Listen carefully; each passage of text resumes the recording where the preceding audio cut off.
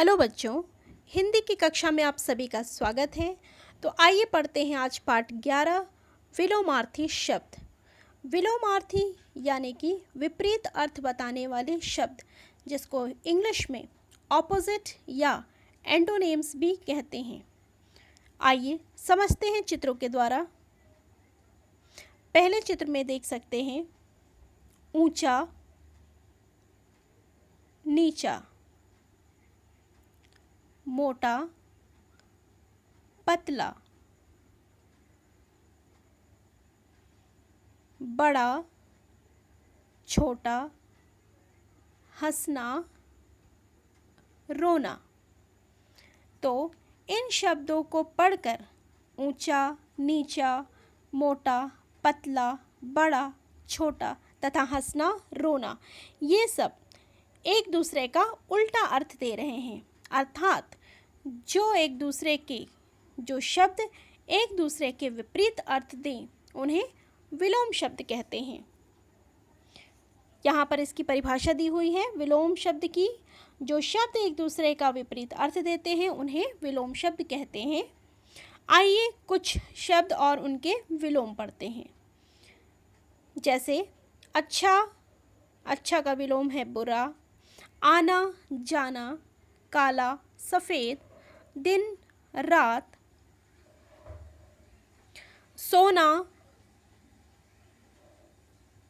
जागना, आय व्यय, पास दूर, प्रश्न उत्तर, छोटा बड़ा, अंदर बाहर, राजा रंग,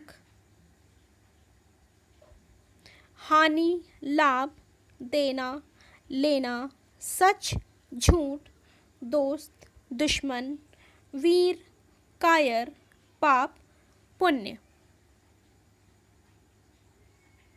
देश विदेश, धूप छाँव, वीर कायर, सवाल जवाब, ऊंचा नीचा, बूढ़ा जवान, कच्चा पक्का, आशा निराशा, हार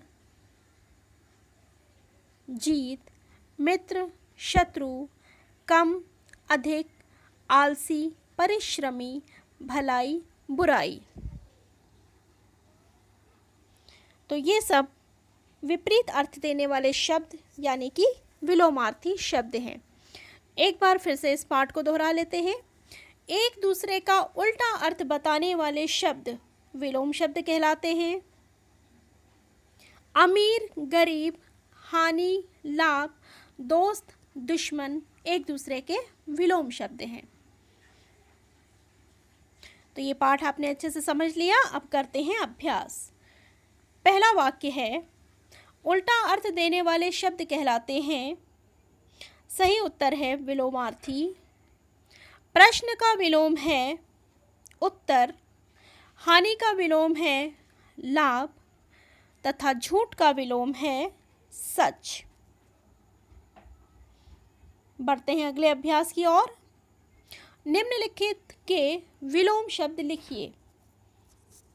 पहला शब्द है आय, जिसका विलोम होगा व्यय। अंदर का विलोम होगा बाहर।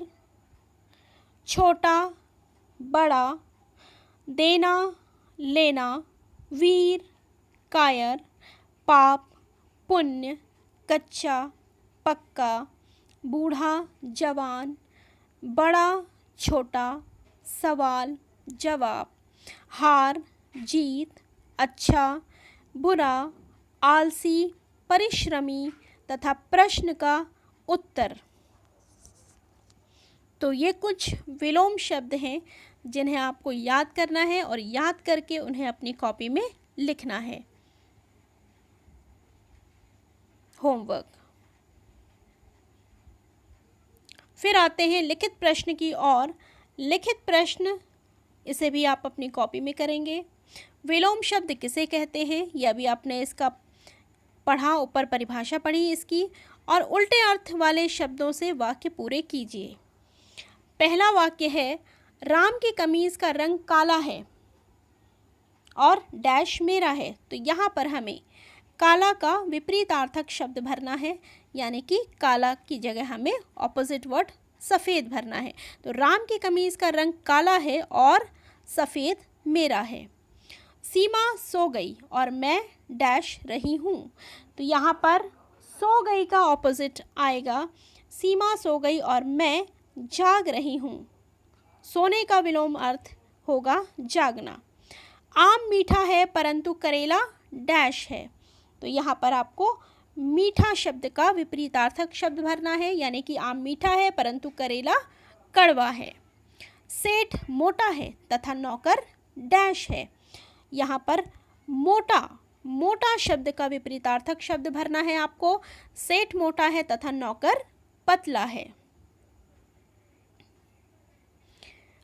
आइए अगले अभ्यास की ओर। दिए गए चित्रों को उनके उल्टे अर्थ वाले चित्रों से मिलाना है। दो चित्र। पहला चित्र, इसमें जानवर है यानी कि ऊंट।